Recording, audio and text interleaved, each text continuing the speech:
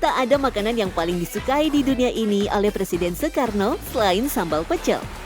Kemanapun si Bung Besar pergi, hampir selalu dia meminta para pelayannya menyediakan saus kacang tanah itu. Dari beberapa penuturan ajudan, pelayan sampai duta besar negara tetangga, mereka selalu menyaksikan betapa gandrungnya Soekarno terhadap sambal pecel. Apa sebenarnya keistimewaan pecel Blitar?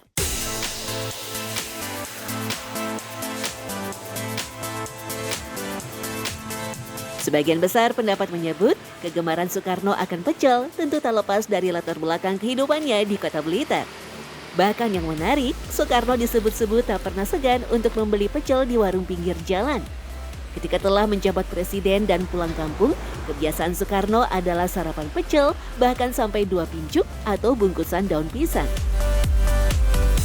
Dari sekian banyak nama yang menjadi langganan sang putra Fajar, warung pecel Mbok Bari diyakini menjadi salah satunya.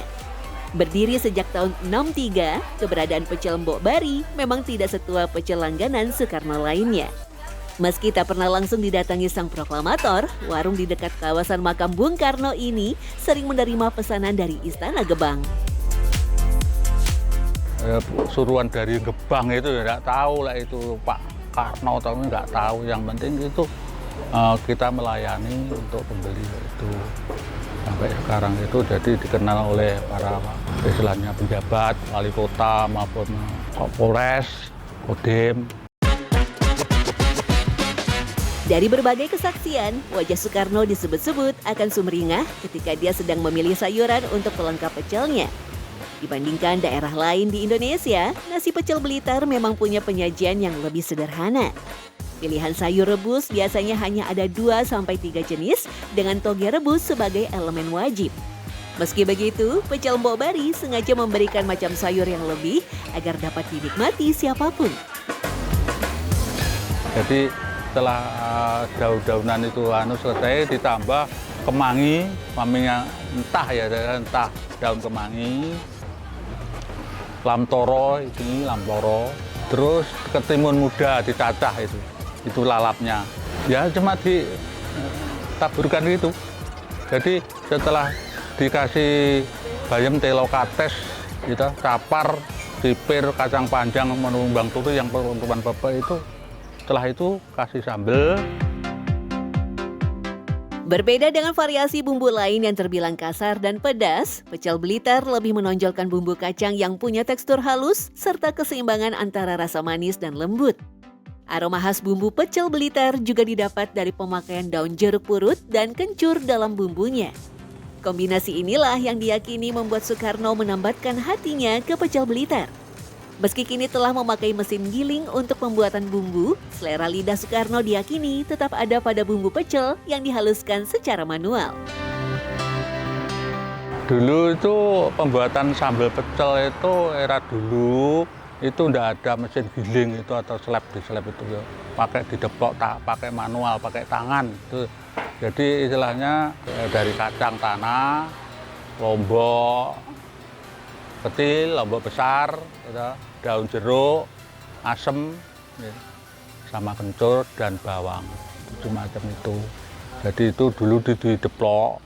Tetapi kegemaran Bung Karno akan sayuran tak sebatas pecel semata. Dirinya juga dikenal sangat gemar akan sayur lodeh. Bahkan dalam kisah sebuah sayur inilah terangkai cinta di antara dirinya dan Hartini. Dari lodeh turun ke hati. Banyak yang menyebut, meski tak serupa, kegemaran Soekarno akan lodeh juga sedikit banyak dipengaruhi oleh khasanah kuliner kota Blitar. Di kota Patria, sayur lodeh menjadi salah satu sajian paling dinikmati dengan ciri khas yang unik. Di antara banyak rumah makan yang menyajikan lodeh, warung Bu Martumi adalah salah satu yang legendaris. Telah ada sejak tahun 60-an, lodeh Martumi tetap tampil dengan ciri khas masa lalu yang kental. Salah satu menu andalannya tentu lodeh tewel alias sayur nangka muda. Persis seperti favorit Soekarno. Lodeh khas Blitar terkenal rasanya pedas, manis. Kalau di kota-kota lain cenderung ke asin gitu. Kalau Blitar itu hanya yaitu manis, pedas. Di warung Bu Martumi sendiri, sayur lodeh disajikan dalam 2 varian, nangka muda dan rebung. Dalam tradisi Jawa, lodeh merupakan sajian wajib dalam upacara adat yang punya fungsi tolak bala. Merujuk pada kepribadian Soekarno yang sangat kental dengan spiritualisme, wajar ketika lodeh menjadi hidangan favoritnya. Menjadi salah satu pelopor penjual sayur lodeh Blitar, bisa jadi Bung Karno bahkan juga turut menikmati lodeh Bu Martumi. Dulu itu awal mula jualan makanan itu tontonan seperti hiburan. Kalau sekarang itu namanya sound horeg gitu loh. Itu nenek dulu keliling pakai gerobak jualan nasi pecel, pecel punten, sayur lodeh dan lain-lain, sama seperti makanan-makanan jadul, pisang goreng, pohong, seperti wajik gitu. Untuk menjaga keautentikan rasa, Ita yang merupakan cucu Martumi tetap memakai bumbu yang sama dengan resep sang nenek. Selain menikmati lauk tambahan yakni ayam lodo alias ayam pedas, pengunjung juga bisa merasakan sensasi melihat langsung dapur tradisional Martumi.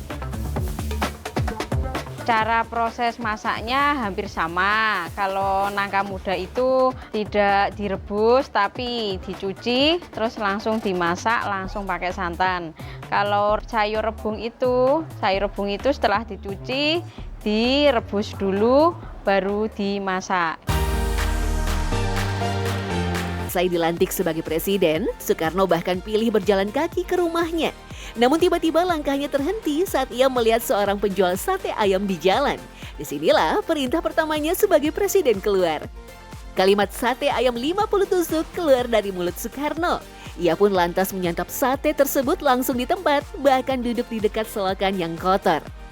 Ya, siapa yang menyangka bahwa kalimat perintah pertama Soekarno adalah membeli sate.